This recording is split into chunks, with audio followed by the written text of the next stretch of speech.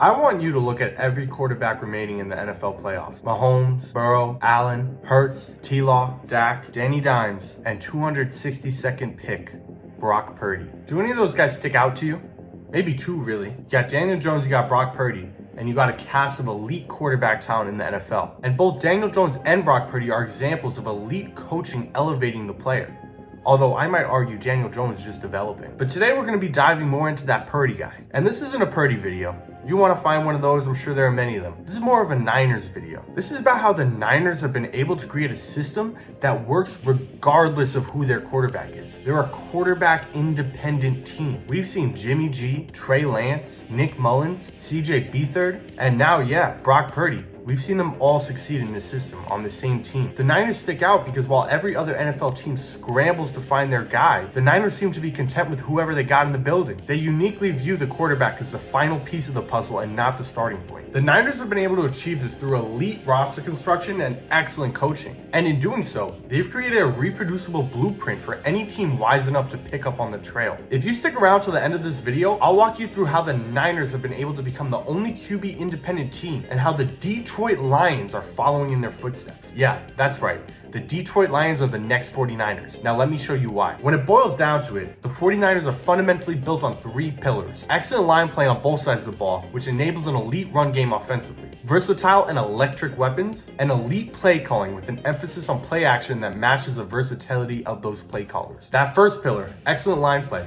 was the most integral piece when it came to first building the 49ers dominance. We all remember that insane D-line that brought them to a Super Bowl featuring Nick Bosa, DeForest Buckner, and Eric Armstead. We also all remember Trent Williams' massive 6-year, $138 million contract extension. Outside of QB, it's already well established that having a great left tackle or great edge rusher are the most important positions on the football field. The Niners went overboard with this, drafting OT Mike McGlinchey at number 9 overall in the 2018 draft and acquiring the best tackle in football, Trent Williams, in 2020. In 2019, they drafted current decoy favorite Nick Bosa at number 2 overall, after the previous regime had already invested into DeForest Buckner and Eric Armstead in the first rounds of previous drafts. It was not until the Niners compiled these pieces onto one cohesive unit that their team began to make that next step into an elite NFL roster. Now, building through the trenches is nothing new, but it's easy to see that the Lions have been building in much of the same way. The Lions recently selected Aiden Hutchinson with their own number 2 overall pick in the last NFL draft, and he's been great for them, showing more upside and promise than I had expected. They also drafted Aleem McNeil in the 3rd round of the 2021 NFL draft, and they are poised to add even more to that defensive line with the number 6 overall pick this year. In 2020, they drafted Penei Sewell with the number 7 overall pick, adding to the elite talents of Frank Ragnow and Taylor Decker. The Lions O-line is now the 2nd best unit in the league behind the Eagles.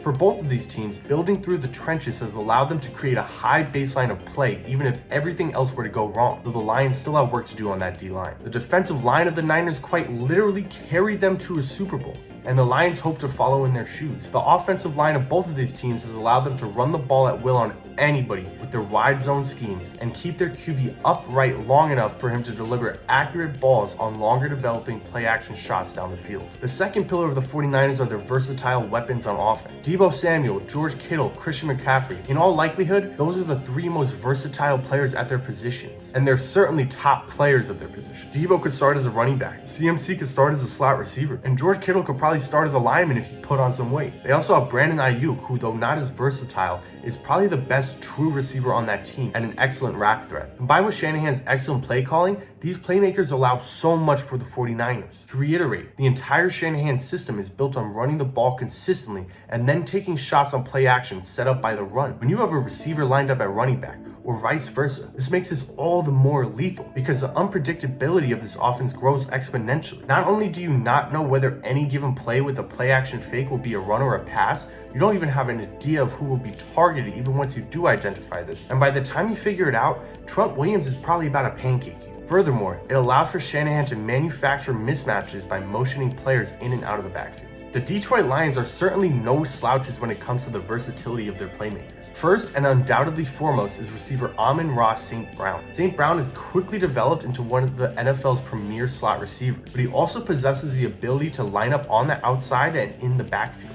he's been electric for them on carries and been a shockingly consistent option to go to there. They also just drafted Jameson Williams, who might be the second fastest receiver in the NFL behind Tyreek Hill. Williams has not fully been unleashed yet, but expect him to come on strong next year, as his speed will be lethal on deep crosses down the field on play-action boots. Lastly, DeAndre Swift qualifies to me as a versatile weapon because he's explosive and lethal as a receiver with the ball in his hands in space. And the last pillar, excellent and versatile coaching, certainly seems promising for the Lions. In a lot of ways, this might be the most improbable for the Lions to achieve, despite having a young and extremely promising offensive coordinator in Ben Johnson. But Kyle Shanahan is a generational football mind. In fact, he's created the system that half the league runs today. And that same system is the system that Ben Johnson takes a lot of his inspiration from. Shanahan is an otherworldly play caller and knows exactly how to call a game to maximize each play. Johnson has showed a lot of prowess, but he still has a long way to go. However, I'd argue that a young OC who came out of nowhere is the exact type of guy that you would want to bet on to reach that potential. In fact, we've already seen him win a game on his own when he called that 4th-and-1 play to beat the Jets, where the tight end leaked out of the backfield and Jared Goff was able to hit him for a huge gain down the field. I want to make it clear that I'm not saying the Lions are the 49ers yet, and not that they necessarily will be, but they are on the right track to become that. Ben Johnson could evolve. He could be your Kyle Shanahan. St. Brown already does a lot of the things Debo does. The two teams both possess some of the best O-lines in the game, especially when it comes to blocking the run. Jameson Williams' versatility can be used in ways that Kyle Shanahan has not been able to explore. In fact, he could be much more similar to how the Dolphins use Tyreek Hill or Jalen Waddle in their very similar scheme. And defensively, no, these teams are not identical. But the Lions have invested to create a great D-line, and they are on track to get there with just a few more pieces. Outside of the D-line, the defense definitely needs a lot of work. But with multiple high picks in this draft, and with them suddenly becoming an attractive free agent destination, they just might get there. The Niners and the Lions are not going to be identical teams. They're going to have different offensive play calls and different defensive play calls. But through the use of the 49ers' main 3 pillars, the Lions are going to become a quarterback-independent team. Jared Goff could go down,